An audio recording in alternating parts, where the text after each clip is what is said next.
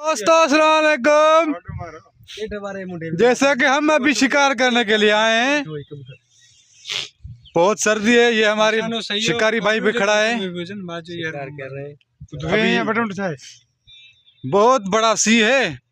हमने मारखोर मारे हैं, 3 मारखोर हमने फटी कर चुके हैं। जी जी जी जी।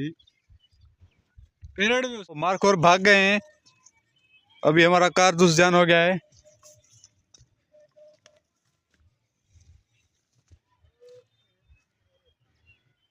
यहाँ पर बहुत कोहिर आया है। कोहिर नहीं, उर्दू में क्या कहते हैं उसको?